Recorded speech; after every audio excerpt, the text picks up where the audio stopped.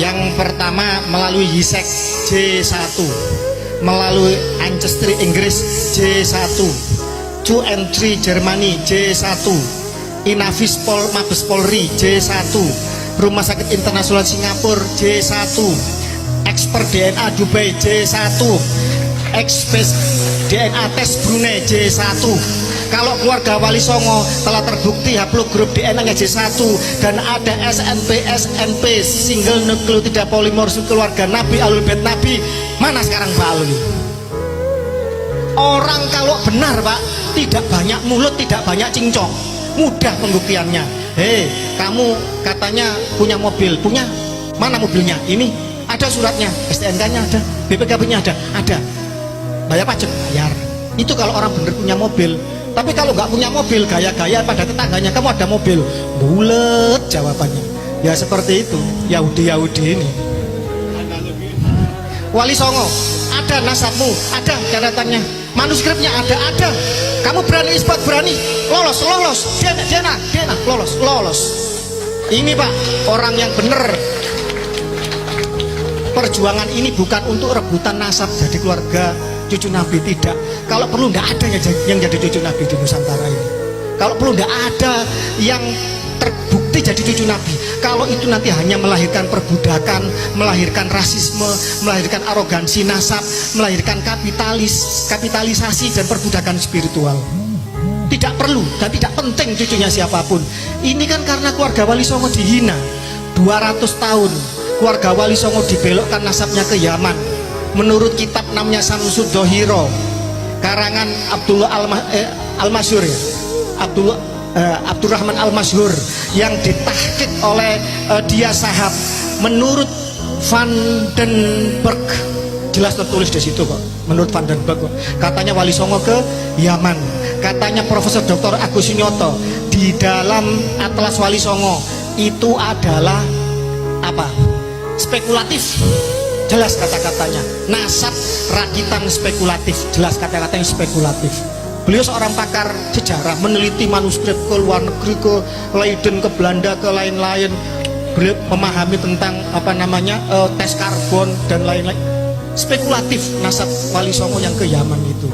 Tetapi hasil dari isbat internasional jelas kok, keluarga Wali Songo diakui oleh narkoba dunia. Pertanyaannya, hei Pak Alwi Yaman, yang mengaku cucu Nabi, yang menyombongkan sebagai cucu Nabi, yang menjual nasabmu untuk memakan darah dan keringatnya dan hartanya pribumi Nusantara. Mana tes DNA-mu? Mana susunan nasabmu?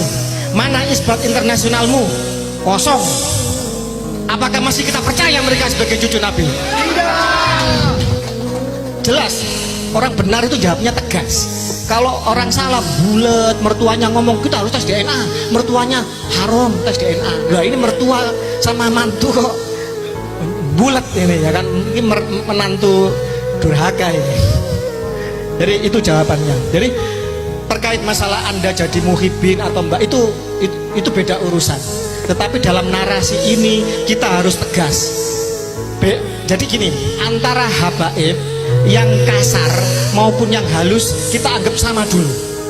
Selama mereka menarasikan dirinya sebagai cucu Nabi, wajib kita mempertanyakannya. Siapapun dia, guru, misalkan guru kita pun, apakah saya tanya, apakah guru Anda maksum, terjaga dari noda dan dosa? Guru kita tidak maksum, mungkin salah.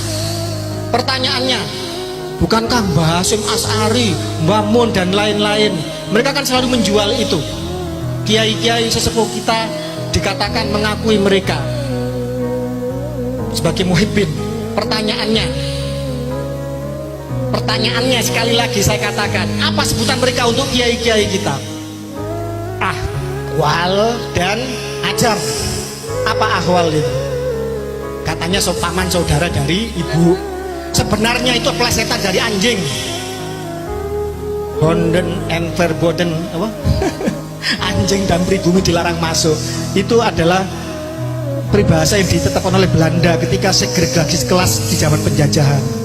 Ajam apa? Orang di luar bangsa Arab. Loh mereka loh yang bukan orang Arab, orang Kaukasus. Mereka itu orang Bani Khazar. Saya sudah menulis, coba dicari, bahwa mereka adalah keturunan dari Khazar. Tes DNA mereka membuktikan itu, situs DNA Yahudi membuktikan itu. Kemudian mereka menyebar ke semua bangsa. Mereka menjadi Yahudi Sephardic, Yahudi Ashkenazi, menjadi Yahudi Kaifen, Bene, Koci, Igbo, Alfa. Dan mereka datang ke Indonesia dibawa oleh siapa? Kitab Al-Istizadah karangan Alwi, ya, Muhsin bin Ali bin Abdurrahman bin Ubaidillah, cucu dari Mufti Tarim pada zaman itu, Abdurrahman bin Ubaidillah. Itu jelas-jelas mengatakan mereka 100% diangkut oleh Belanda. Bahkan mereka sangat tamak, sangat serakah, dan bahkan kemudian disayangkan oleh para ulama-ulama Hadramut sendiri. Ini yang nulis Pak Alwi sendiri ini, bahwa mereka menyayangkan kenapa kok mau bekerja kepada penjajah kafir Harbi yang menjajah negeri muslim. Bahkan kemudian mereka mau menyuap ulama-ulama Tarim supaya melegalkan pernikahan rasisme atas dasar kafaah, bahwa perempuan-perempuan mereka haram, hukumnya zina, dikawin oleh di luar mereka, termasuk Baraja. Mana Baraja? Termasuk golongan Al-Irsyad. Padahal Baraja, Al-Katiri, At-Tamimi ini adalah asli Bani Quraisy keturunan Ismail. Tetapi ketika mereka datang ke Nusantara, mereka disuruh untuk mencium tangannya orang-orang Yahudi yang ngaku cucu Nabi ini. Pak, ini penipuan 200 tahun. Mohon maaf, tidak hanya Indonesia yang pernah mengalami seperti ini. Orang-orang Khazar mengaku sebagai cucu Nabi. Mereka membuat dinasti Fatimiyah. Rajanya bernama Ubaidillah Al-Habib.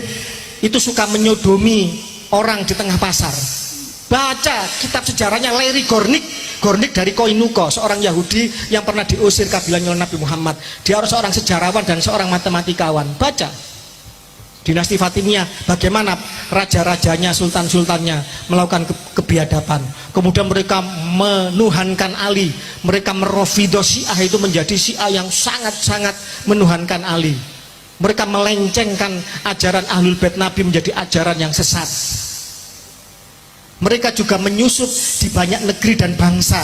Mohon maaf, King Richard Inggris, haplogrupnya G, bapaknya Henry, haplogrupnya I, ibunya putri Prancis. Kok bisa bapaknya I, anaknya G? Ini mengobarkan perang salib ketiga.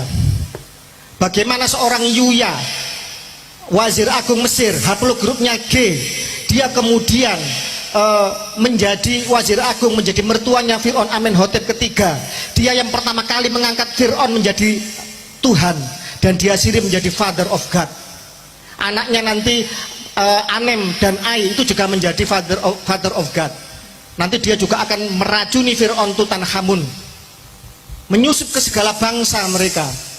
Bagaimana Stalin juga menyusup untuk melakukan pemberontakan revolusi Bolshevik 1917 di Rusia, meruntuhkan 3 abad kekuasaan dinasti Tsar Rusia Romanov yang dibantai oleh mereka.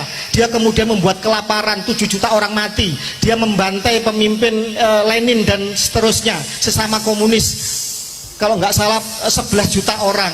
Dia mengobarkan perang dunia kedua, 70 juta orang mati. Bagaimana grup G yang lain, Al Capone, menjadi penjahat mafia Sisilia Italia. Jelas-jelas dia seorang Yahudi Italia. Dalam dirinya ada G, P303. P303 ini, kode ini juga ada di dalam Pak Alwi Yaman. Yang bicara ilmu pengetahuan, Pak, bukan saya yang bicara, ahli genetik.